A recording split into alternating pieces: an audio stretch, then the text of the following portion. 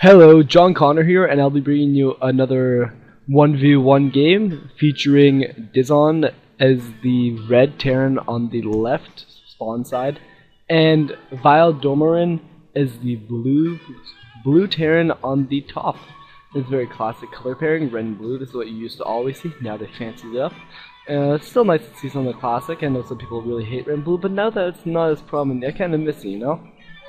Oh, chat channel. Oh, okay, because he's in Vile. Same team as Spanishiwa and Hashe. I hope I'm saying this right, not Hash. I don't think he would say it that way. Anyways, that's not important. So I've been casting a lot of Zerg lately, so I figured I'd cast a double Terran just to make up for all the Terran I've been lacking lately. And I might cast one of my own games later today. I think I'm gonna upload all the games at the same time, and I'm just gonna number them so you guys know which game comes in which order. Now that I've mowed the lawn, done some laundry, and had some breakfast, I'm pretty good to cast now. No more yawning, no more out of the way stuff. I'll be trying to keep my mouth going the entire time so I can keep on repeating on what's going on. And as I mentioned in my last video, I'll be gone for a week, so I'll try and post a couple videos today. And the chat channel are talking about the stuff.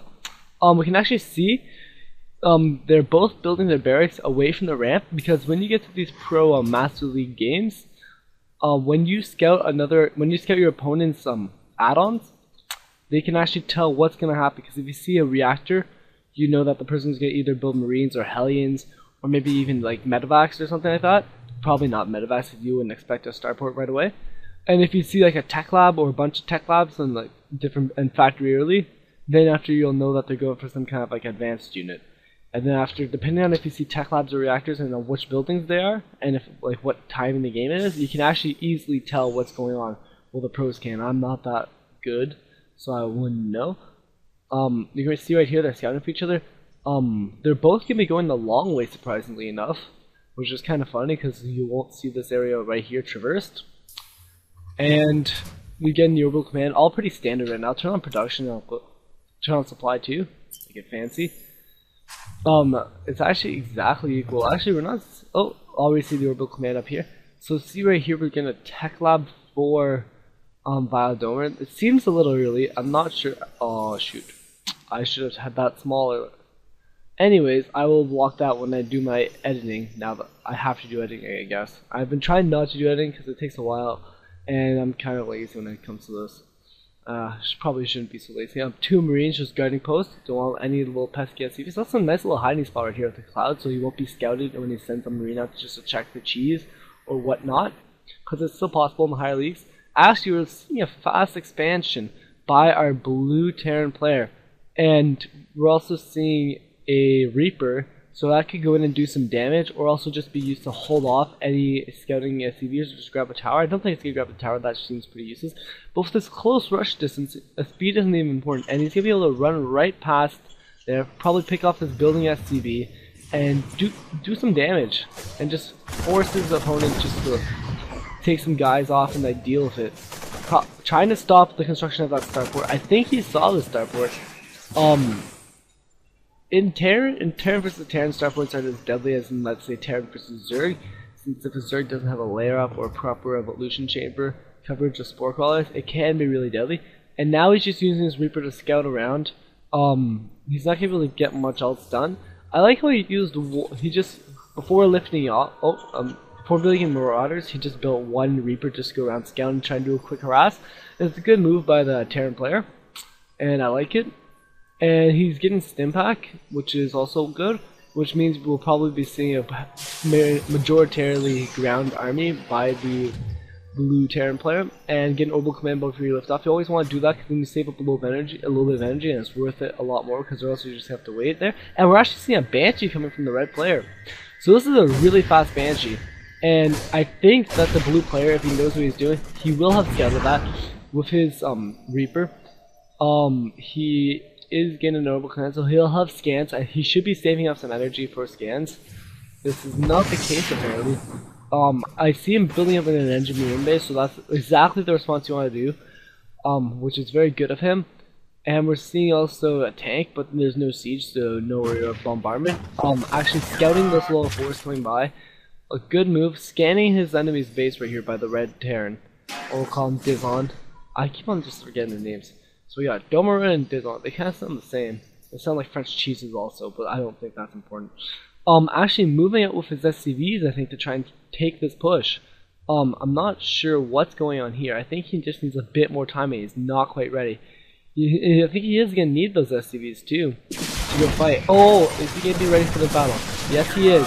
He's picking off the Marines actually to stop him from being able to. Then he can just have free reign with whatever he wants to do with that Banshee. Actually, those SCVs seem like a waste to me now. If I go to Units Lost tab, Red is leading by a lot. As you can see, he probably will be lifting off his command center, and he needs to pick off this Banshee fast. Because if that Banshee survives and keeps on picking off his Marauders and his SCVs, he's actually pulling a lot of SCVs off the line. If we look at the income tab, you can see it's not heavily skewed for the red player. I guess he sacrificed a lot and lost a bunch of stuff from there, or there was mules mining. Yeah, saved up mules were mining and making up for the lost income by the harvesters. Roughly equal harvesters, both a large amount out here. You'll see the income should be swayed in favor of Dizon when those mules expire. And that should be happening very soon. I'm not sure what's going on actually. I think that since he's got the extra mules here, with that thing, he's able to keep up in terms of economy because he's got the extra wheel can. And I think he just scouted out the army there. We're actually seeing some auto repair SCVs fixing that Banshee, and that can be really deadly if you don't kick out those SCVs, because these Banshees just deal huge damage. With 24 hit, well, yeah, it's 24. The reason there's 2 attacks is so your armor can defend it better, I guess. And knocking out those Banshees firstly, I'm not able to knock them out actually. Forced to retreat, losing some SCVs. They're actually losing large amounts of SCVs here. And we're actually seeing level 1 upgrades. You always want to try and upgrade when it's possible. Pulling all his workers off, I'm pretty sure. Huge losses going to be incurred right here. He really is desperate. He needs to kill these Banshees. And I'm not sure if he's going to be able to hold in this game. This is actually really surprising. I'm not sure what's going to be happening. SCV's just trying to pick off everything he can. Actually killing off that tank, surprisingly enough. I think he's just mining via mules right now, which is really surprising. He's got his income is actually very high for the amount of workers he has. With 7 workers, actually keeping on par almost with his enemy. And he scans right here, sees that there's not much. I think he's gonna try and go in for his final push. Actually, I like what he's doing here. He's pulling back. Now he sees his advantage. Doesn't want to botch it and lose his army.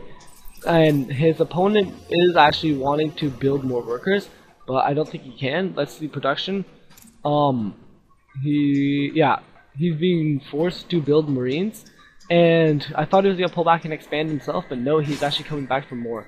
Oh, we're actually seeing. I thought there was a tank there, but that's just a cluster of SCVs trying to trick me out. There's a lot of tanks here. 3 tanks. I'm expecting maybe a few more. This could actually go very bad for Dizon. Because I don't think tanks are the best thing to use against Marine. Because it takes, well, since there's no armor, it takes 3 shots to kill a Marine. It takes Marines not that long with this attack upgrade.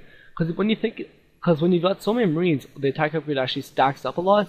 So every time they hit, they're actually doing like 12 more damage. Which, I don't know, it can sway a battle, trust me. And when you get to the end and one person has 3 ups, it's basically over for the person who doesn't.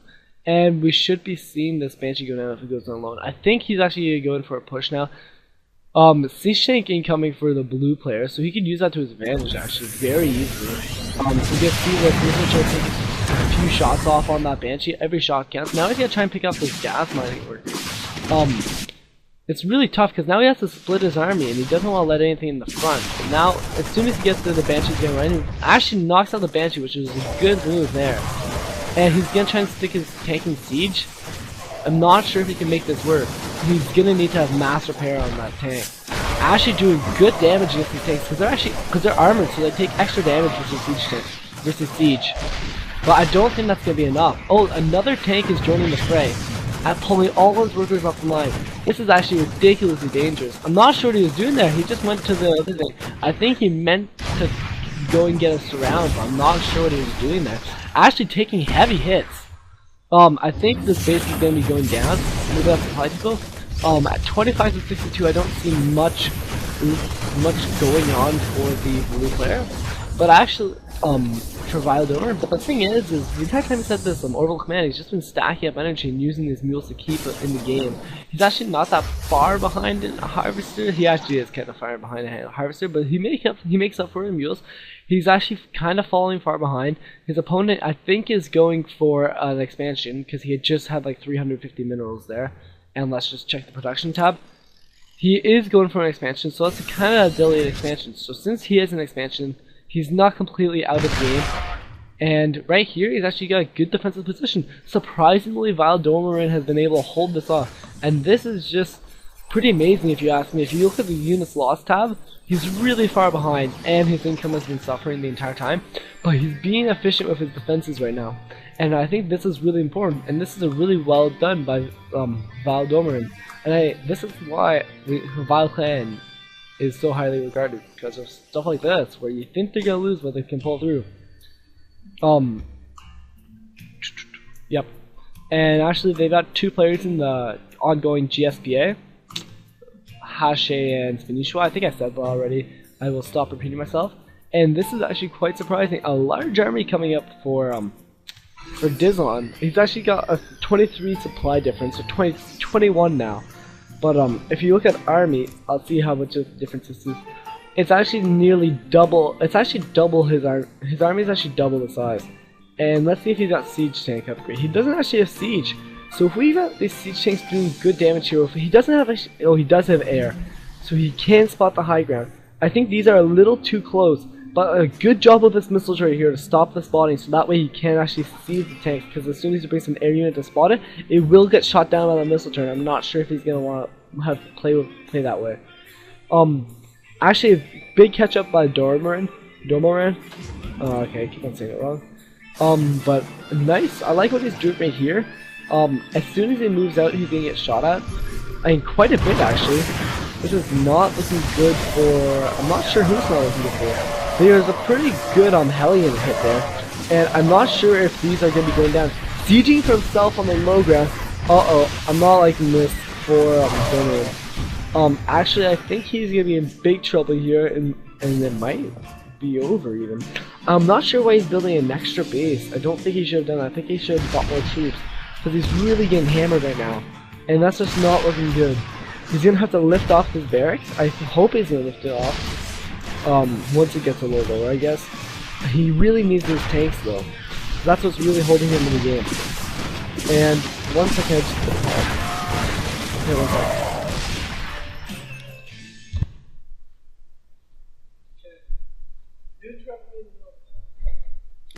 I'm sorry about that. I am back. I had to cut it out because there was a truck on my street, and my family was wondering what was up because it had 2 cars on it.